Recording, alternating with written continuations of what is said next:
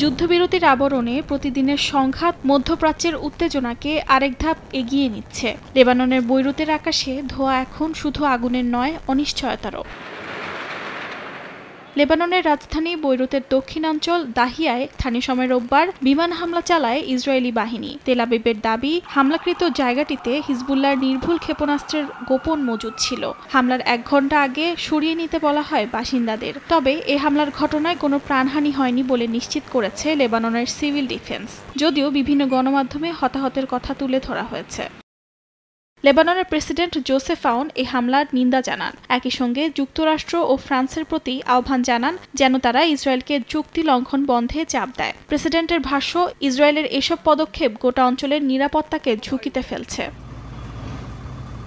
বিশ্লেষকরা বলছেন, ইসরায়েলের এ ধরনের হামলা মূলত গোয়েন্দা তথ্য যাচাইয়ের কৌশল। কোথায় কারা লুকিয়ে আছে তা দেখতেই এমন পরিকল্পিত হামলা চালানো হয়।